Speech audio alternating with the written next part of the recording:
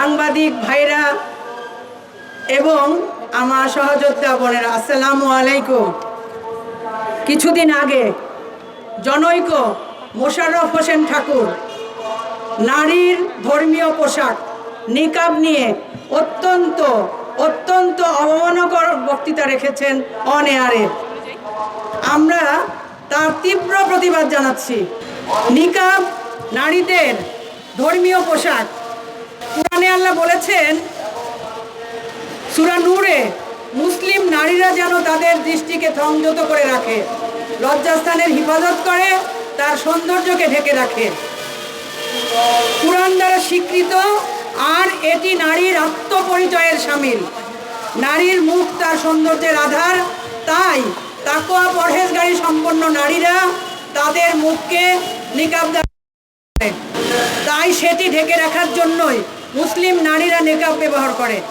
এইখানে মোশাররফ ঠাকুর অন্য ধর্মের নিষিদ্ধ কার্যক্রম যারা করে তাদের সাথে তুলনা করে ধর্মীয় অনুভূতিতে আঘাত হেনেছেন। ধর্মীয় অনুভূতির প্রতি অত্যন্ত আঘাত হেনেছেন, নারীর মর্যাদার প্রতি আঘাত হেনেছেন তিনি।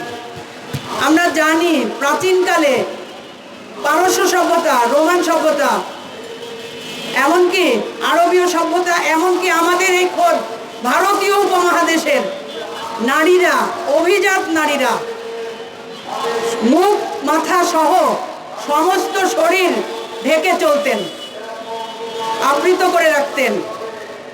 তাই উনি নিকাব নিয়ে যে মন্তব্য করেছেন এটি ইতিহাসের বিকৃতি তো বটেই, এবং অন্যদের উপরও বক্তব্যটি অত্যন্ত বিভ্রান্তিকর, অজ্ঞতাপ্রসূত বলে আমরা মনে করি। আর প্রত্যেকের নিজ ধর্মের বিধান অনুযায়ী, নিজ ধর্মীয় বিধান অনুযায়ী পোশাক পরার অধিকার সংবিধান স্বীকৃত। সংবিধানে আছে প্রত্যেকেই তার নিজ ধর্মের বিধান অনুযায়ী পোশাক পরবে। গণতান্ত্রিক দেশ বাংলাদেশ, মুসলিম নারী তার ধর্মের বিধান অনুযায়ী পোশাক পরবে। আমি মনে করি তার বক্তব্য এই পর্দা বা নিকাব নিয়ে তার যে বক্তব্য, এটি মুসলিম নারীদের ব্যক্তিগত স্বাধীনতায়, ব্যক্তিগত অধিকারে, সাংবিধানিক অধিকারে হস্তক্ষেপের শামিল। এজন্য আমরা আহ্বান করব তাকে প্রকাশ্যে ক্ষমা চাইতে হবে। যেরকম তিনি অন এয়ারে কুরুচিপূর্ণ উস্কানিমূলক মন্তব্য করেছেন, ক্ষমাও তিনি প্রকাশ্যে চাইবেন।